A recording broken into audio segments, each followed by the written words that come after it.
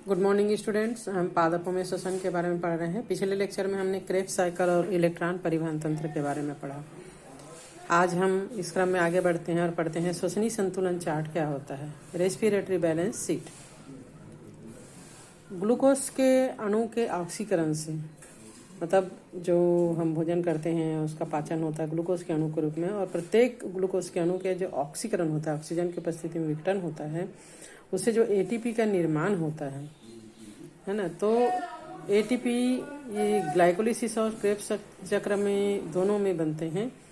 तो इसको समझाने के लिए एक श्वसनीय संतुलन चार्ट का निर्माण किया गया है, और इसके अनुसार वायु श्वसन के ग्लाइकोलिसिस में एटीपी का निर्माण, ग्लाइकोलिसिस में केवल 2 अणु एटीपी का मूल लाभ होता है। 2 अणु एटीपी उपयोग होता है, 2 अणु जो है वो बनता है, और O2 की उपस्थिति में NADH2 के 2 अणु बनते हैं, और ETS के द्वारा प्रत्येक से 3 एटीपी का निर्माण होता है। इस प्रकार 2 × 3 एटीपी, तो 6 एटीपी का अतिरिक्त लाभ होता है। इस अतः यहाँ पर कुल मिला के 8 एटीपी का मूल लाभ होता है। ठीक है। NADH2 का 2 अणु मतलब 3 दूनी 6 और 2 अणु एटीपी यानी 8, कुल टोटल 8 अणु एटीपी का लाभ हुआ। एटीपी का निर्माण जो है वो कहाँ कहाँ पे होता है, तो 1,3 डाइफास्फोग्लिसरिक अम्ल से जब ये 3-फास्फोग्लिसरिक अम्ल का 2 अणु बनता है, तब एक अणु एटीपी यानी 2 अणु एटीपी का निर्माण यहाँ पर होता है। और फास्फोइनोइल पायरुविक अम्ल से जब पायरुविक अम्ल बनता है, तब 2 एटीपी अणु का यहाँ पर लाभ होता है। कुल लाभ हो गया 4 अणु एटीपी का। और उपयोग जो है वो फ्रक्टोज से, जब फ्रक्टोज 6 फास्फेट अपने आइसोमर में कन्वर्ट होता है तब एक एटीपी का यूज होता है, और फ्रक्टोज 6 फास्फेट जब फ्रक्टोज 1,6 डाइफास्फेट में कन्वर्ट होता है तब एक एटीपी का उपयोग होता है, यानी टोटल 2 अणु एटीपी का उपयोग हो रहा है। तो 4 अणु एटीपी बन रहा है और 2 अणु जो है वो उपयोग हो रहा है, मतलब कुल लाभ कितना हुआ, केवल 2 अणु एटीपी का लाभ इसमें हुआ। इलेक्ट्रॉन अभिगमन यानी ETS के द्वारा एटीपी का निर्माण।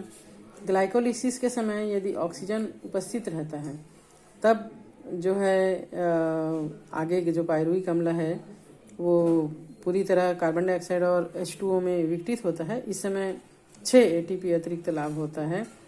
1,3 डाइफास्फोग्लिसरैल्डिहाइड से 1,3 डाइफास्फोग्लिसरिक अम्ल के निर्माण के समय 2 अणु यानी कि 3 एटीपी का लाभ होता है। इस प्रकार वायु श्वसन में ग्लाइकोलिसिस से 8 एटीपी 2 + 6 = 8 अणु का लाभ होता है। क्रेब्स चक्र में 30 एटीपी का लाभ। पायरुविक अम्ल के माइटोकॉन्ड्रिया में प्रवेश के बाद बहुत सारी क्रियाएं होती हैं, जिसमें कि 5 ऑक्सीकरण और 1 फास्फेटीकरण की क्रिया होती है, और इन सभी क्रियाओं में कुल मिलाकर 30 अणु एटीपी का निर्माण होता है। कहाँ कहाँ पे होता है? सबसे पहले तो पायरुविक अम्ल से जब एसिटाइल कोएंजाइम A बनता है, तब 3 एटीपी 2 अणु बनते हैं, तो यहाँ पर 6 एटीपी का लाभ यहाँ पर हुआ। फिर आइसोसेट्रिक अम्ल से ऑक्सिलोसक्सिनिक अम्ल बनता है, वहाँ पर 6 एटीपी अणु का लाभ होता है। अल्फा कीटोग्लिटेरिक अम्ल से सक्सिनिल कोएंजाइम A बनता है, तब 6 अणु एटीपी का लाभ होता है।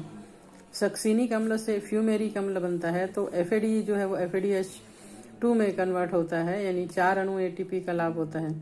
और मैलिक अम्ल से ऑक्सिलोएस्टिक अम्ल में NAD से NADH2 बनता है, तो 6 अणु एटीपी का लाभ होता है।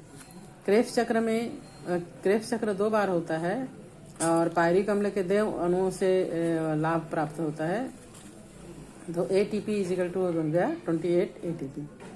क्रियाधार फास्फेटीकरण के द्वारा एटीपी का निर्माण। इस क्रिया में 2 एटीपी बनते हैं। सक्सिनाइल कोएंजाइम A से सक्सिनिक अम्ल बनते समय जीटीपी जो है वो जीटीपी में कन्वर्ट होता है। इस प्रकार 2 अणु एटीपी का लाभ होता है। इस प्रकार पायरुविक अम्ल के 2 अणु से टोटल मिलाकर क्रेब्स साइकिल में 30 एटीपी अणु का लाभ होता है।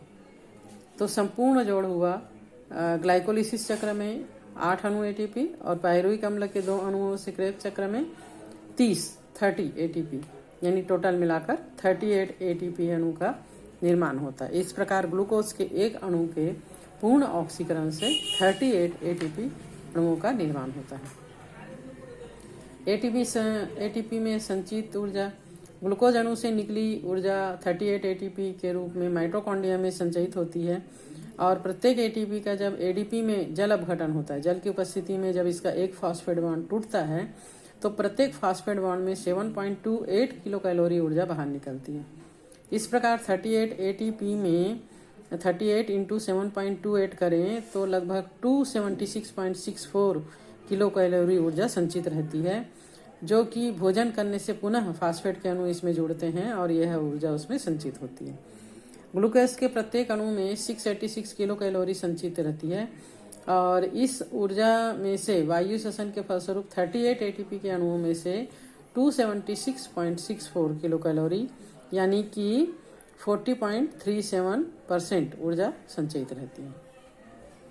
शेष ऊर्जा जो है ऊष्मा के रूप में विमोचित हो जाता है या क्रिया में बने कुछ रासायनिक यौगिकों के बंध के रूप में रह जाता है।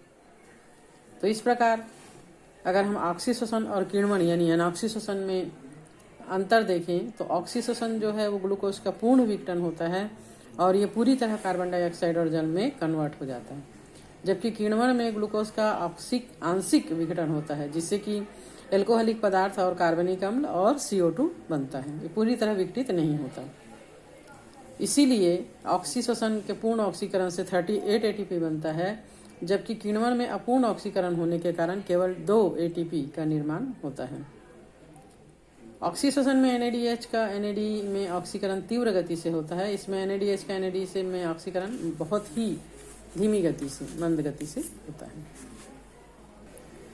अब हम पढ़ते हैं एम्फीबोलिक पथ, एम्फीबोलिक पाथ के बारे में क्या होता है। श्वसन के लिए ग्लूकोज का एक उपयुक्त और अनुकूल क्रियाधार है। ग्लूकोज का अणु जो है वो सबसे सरल है ना, इसका आसानी से जो है वो ऑक्सीजन की उपस्थिति में पूर्ण रूप से ऑक्सीकरण हो सकता है। श्वसन क्रिया में कार्बोहाइड्रेट का उपयोग होने से पहले ग्लूकोज में परिवर्तन होता है। कार्बोहाइड्रेट के अतिरिक्त अन्य क्रियाधार जैसे वसा और अगर प्रोटीन है, मतलब अगर कार्बोहाइड्रेट नहीं है तब वसा और प्रोटीन का उपयोग होता है। जब श्वसनधार वसा होता है तो ये सबसे पहले ग्लिसरॉल और वसीय अम्ल में विघटित होता है। यदि वसीय अम्ल श्वसन हेतु उपयोग में लाया जाता है तो पहले एसिटाइल कोएंजाइम बनकर क्रेब्स चक्र में प्रवेश करता है, उसके बाद फिर इसका ऑक्सीकरण होता है। ग्लिसरॉल पहले फास्फोग्लिसरल्डिहाइड में परिवर्तित होकर फिर श्वसन पथ में प्रवेश करता है। प्रोटीन क्रियाधार प्रोटीएज एंजाइम के द्वारा विघटित होकर अमीनो अम्ल बनाता है, उसके बाद फिर ये श्वसन पथ में प्रवेश करता है। जैसे कि यहाँ पर दिया गया है, वसा, कार्बोहाइड्रेट और प्रोटीन का एम्फीबॉलिक पथ। वसा जो है सबसे पहले वसा अम्ल और ग्लिसरॉल में कन्वर्ट होगा, उसके बाद फिर ये हाइड्रोक्सी एसिटाल फास्फेट में कन्वर्ट होकर एसिटाइल कोएंजाइम ए के साथ मिलकर फिर क्रेब्स साइकिल में प्रवेश करता है। कार्बोहाइड्रेट जो है वो सरल शर्करा जैसे ग्लूकोज बनता है। ग्लूकोज से इसका isomer glucose 6 phosphate, then fructose 1,6 diphosphate, glyceraldehyde 3 phosphate pyruvic अम्ल में कन्वर्ट होता है। इसके बाद जो है वो ये एसिटाइल कोएंजाइम ए के साथ मिलकर क्रेब्स चक्र में प्रवेश करता है। इसी प्रकार प्रोटीन जो है वो पहले अमीनो अम्ल में, उसके बाद फिर ये पायरुविक अम्ल में कन्वर्ट होता है। इसके बाद ये एसिटाइल कोएंजाइम ए के साथ क्रिया करके क्रेब्स साइकिल में प्रवेश करता है। तो इस पथ को कहते हैं एम्फीबॉलिक पथ। वसीय अम्ल जब क्रियाधार के रूप में उपयोग में आते हैं तो श्वसनी पथ में उपयोग में आने से पूर्व एसिटाइल कोएंजाइम ए में विखंडित हो जाता है। जब जीवधारी को वसा अम्ल का संश्लेषण करना होता है तो श्वसनी पथ एसिटाइल कोएंजाइम ए अलग हो जाते हैं। इसलिए वसा अम्ल के संश्लेषण और विखंडन के दौरान श्वसनी पथ का उपयोग होता है। इसी प्रकार से प्रोटीन के संश्लेषण एवं विखंडन के दौरान भी होता है। श्वसन के दौरान क्रियाधार जब टूटते हैं तब श्वसन जो है वो एक अपचयी प्रक्रिया होती है और इस क्रिया में विघटन और संश्लेषण दोनों ही चलते रहते हैं। सजीवों में विघटन की प्रक्रिया अपचय यानी कैटाबॉलिक कहलाती है और संश्लेषण की क्रिया उपचय यानी एनाबॉलिक कहलाती है और दोनों को एक साथ मिलाकर अपचय और उपचय यानी उपापचय यानी कि मेटाबॉलिक क्रियाएं कहते हैं। इसलिए श्वसनी पथ को एम्फीबॉलिक पथ कहा जाता है। नेक्स्ट है श्वसन गुणांक या सांस गुणांक, रेस्पिरेटरी कंटेंट क्या होता है। श्वसन की क्रिया में पौधे ऑक्सीजन का उपयोग करते हैं और कार्बन डाइऑक्साइड मुक्त करते हैं, यानी प्रत्येक जीव ऑक्सीजन का उपयोग करते हैं और कार्बन डाइऑक्साइड मुक्त करते हैं। श्वसन में मुक्त होने वाली कार्बन डाइऑक्साइड और शर्करा को तोड़ने के लिए आवश्यक ऑक्सीजन की मात्रा, उसका आयतन का अनुपात श्वसन में प्रयुक्त होने वाले क्रियाधार की प्रकृति पर निर्भर करता है। अतः श्वसन में मुक्त होने वाली कार्बन डाइऑक्साइड और उपयोग होने वाले ऑक्सीजन के आयतन का अनुपात ही श्वसन गुणांक यानी रेस्पिरेटरी क्वाड्रेंट कहलाता है। समीकरण के रूप में अगर हम इसको लिखना चाहें तो श्वसन गुणांक यानी RQ respiratory content is equal to श्वसन में मुक्त होने वाली कार्बन डाइऑक्साइड का आयतन बटे श्वसन में प्रयुक्त होने वाले ऑक्सीजन का आयतन होता है। अब श्वसन में प्रयुक्त होने वाले भिन्न भिन्न क्रियाधारों के श्वसन गुणांक का मान भी भिन्न भिन्न होता है। जैसे कार्बोहाइड्रेट के लिए श्वसन गुणांक का मान यहाँ पर हम देख पा रहे हैं C6H12O6 + 6O2।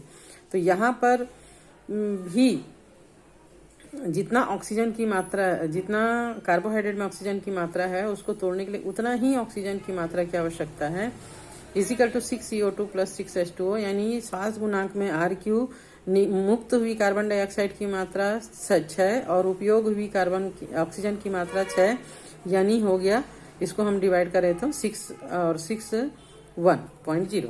तो इसके श्वसन गुणांक का मान होता है हमेशा 1.0। इसी प्रकार वसा का श्वसन गुणांक अगर हम देखें, वसा का श्वसन गुणांक तेली बीज के अंकुरन के समय श्वसन की क्रिया में वसा जो है वो क्रियाधार होता है। वसा के अणु में कार्बन की तुलना में ऑक्सीजन की मात्रा कम होती है, जैसे कि यहाँ पर हम देख पा रहे हैं, है ना। यहाँ पर C54H98O6, तो ऑक्सीजन की मात्रा जो है वो बहुत ही कम है। तब इसको विघटित करने के लिए 145 ऑक्सीजन की आवश्यकता हो रही है, प्लस 145 ऑक्सीजन। तो मुक्त हुई कार्बन डाइऑक्साइड 102 CO2 जो कि उपयोग हुई ऑक्सीजन की मात्रा से कम है, प्लस 98 H2O प्लस ऊर्जा।